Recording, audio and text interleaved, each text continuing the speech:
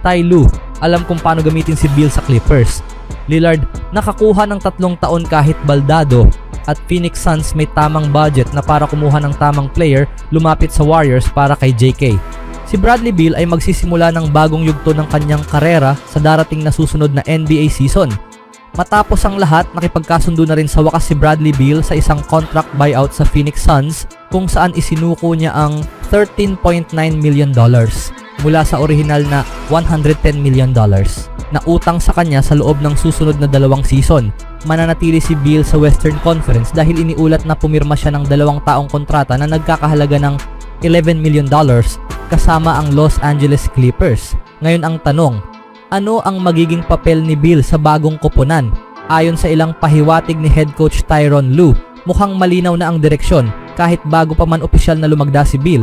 Gusto ni Tyronn Lue ang kakayahan ni Bradley Beal bilang point guard noong year 2024.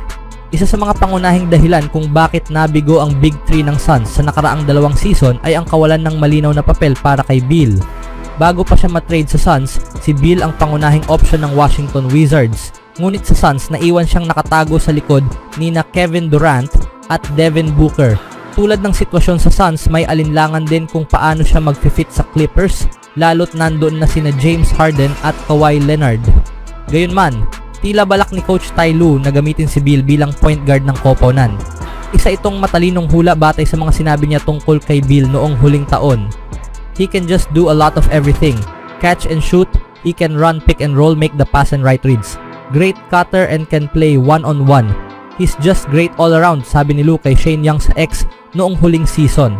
Ang komento ay kaugnay ng eksperimento ng Suns kung saan ginamit si Beal bilang kanilang starting point guard sa huling bahagi ng 2023-24 NBA season. Posibleng starting 5 ng LA Clippers kasama si Bradley Beal. Malinaw na humanga si Lue sa kakayahan ni Beal bilang point guard kahit na saglit lang itong nakita. Mahalaga ring banggitin na si Beal ay buong karera niyang tinukoy bilang isang shooting guard sa loob ng kanyang 13 taon sa NBA. Gayunpaman, dahil mayroon ng Harden bilang SG, pwedeng ipaubaya ni Lue ang playmaking duties kay Beal. Maaari ring salitan silang magdala ng bola depende sa sitwasyon sa laro. Narito ang posibleng starting 5 ng Clippers para sa susunod na NBA season.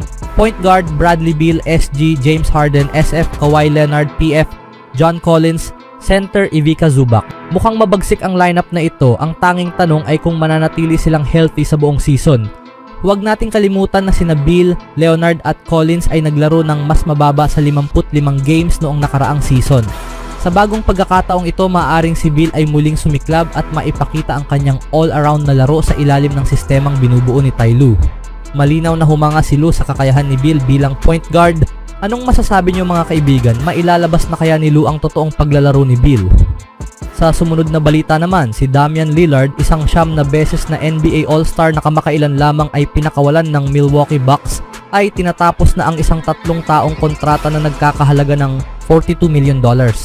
Para muling sumama sa Portland Trail Blazers kung saan siya naglaro ng unang 11 season ng kanyang profesional na karera sa basketball, iniulat ng ESPN na tumutukoy sa mga pinagkukunan. Ang kasunduan na isang pagbabalik sa tahanan para sa franchise icon ay sinasabing may kasamang no trade clause at player option para sa 2027 to 2028 season. Ayon sa mga ulat, ang 3 taong kontrata ni Lillard na nagkakahalaga ng $42 million ay may no trade clause at player option para sa season 2027 to 2028 na nagbibigay sa kanya ng control sa kanyang kinabukasan kumpara sa kanyang $63 million contract from Bucks. Ang bagong kontrata ay may average na $14 million per year na isang malaking pagbaba. Nakipag-usap si Lillard kina Coach Chauncey Billups at General Manager Joe Cronin ng ilang ulit ayon sa ESPN. Ang 35 taong gulang na si Lillard at ang Trail Blazers ay parehong excited sa muling pagsasama ayon kay Shams Charania. Upang makuha si Miles Turner, pinalawig ng Bucks ang $113 million contract for Lillard sa pamamagitan ng pag-waive sa kanya noong unang bahagi ng Hulyo.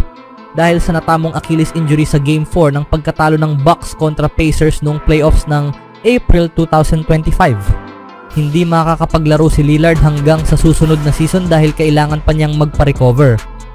ito ay isang pagkakataon para kay Damian na manatili sa bahay upang ipagpatuloy ang kanyang rehabilitasyon, maglaan ng oras upang pagdesisyonan kung saan niya gustong maglaro sa susunod.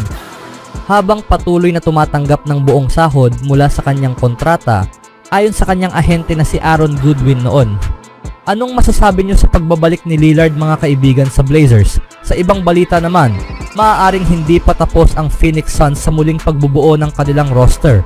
Ilang araw lamang matapos tapusin ang isang nakakagulat na buyout kay Bradley Beal, iniulat na interesado na ngayon ang Phoenix sa forward ng Golden State Warriors na si Jonathan Kuminga para sa isang posibleng sign and trade na kasunduan. Ayon kay Jake Fisher ng Yahoo Sports, nakipag-ugnayan na ang Suns sa kampo ni Kuminga at sa front office ng Warriors upang ipahayag ang kanilang interes. Bagaman mahirap pa rin ang posibleng deal dahil sa limitasyon sa salary cap at istruktura ng kanilang roster. Sinabi ng mga source na ang Phoenix ang pinakabagong koponan na nagpapakita ng interes sa isang sign and trade para kay Kuminga kahit mahirap mangyari ito, isinulat ni Fisher. Kakatapos lang ng buyout kay Bradley Beal ngayong linggo na nagbigay daan para sa Suns na waive and stretch ang mabigat na kontrata ng 3-time NBA All-Star guard. Kaya't agad nilang kinuntak ang kampo ni Kuminga at ang Warriors upang ipahayag ang kanilang paghanga sa atletikong swingman. Bagaman mahirap pa rin ang posibleng deal dahil sa limitasyon sa salary cap at istruktura ng kanilang roster, patuloy pa rin ang Suns sa pagsasaayos ng kanilang roster matapos ang pag-trade kay Kevin Durant at ang pag-buyout ng kontrata ni Beal. Sa kanilang paghahanap ng mga paraan upang mapabuti ang koponan, napunta ang kanilang atensyon sa Golden State, kung saan lumulutang si Jonathan Kuminga bilang isang posibleng target sa trade. Siya ay kasalukuyang restricted free agent at iniulat na naghahanap ng kontrata na aabot sa $30 million per year. Bagaman may naunang komunikasyon ukol sa isang posibleng deal, maaaring maging mahirap ang mga detalye dahil sa pinansyal na limitasyon ng Phoenix at sa kasalukuyang kalagayan ng roster ng Golden State. Isang posibleng senaryo ng trade ay ang sumusunod: Phoenix Suns matatanggap sina Jonathan Kuminga sa sign and trade para sa halagang $32 million per year. Golden State Warriors receive Grayson Allen, Royce O'Neal, Nick Richards at 2029 second round pick. Para sa Suns, makakatulong ang pagkuha kay Kuminga para palalimin ang kanilang bench habang pinapalawak ang hanay ng kanilang batang talento. Bilang isang 21 taong gulang na may kakayahang maglaro sa parehong dulo ng court at may potensyal na maging all-star, makatuwiran ang paghabol kay Kuminga para sa Suns, lalo na sa panahon pagkatapos ni Beal. Habang si Devin Booker ang bagong sentro ng kanilang direksyon, kakailanganin nila ng mga manlalarong tulad ni Kuminga upang muling buhayin ang koponan at ibalik ito sa pagiging contender. Sa panig naman ng Warriors, maaaring limitado ang leverage nila sa negosasyon dahil pabago-bago ang trade value ni Kuminga.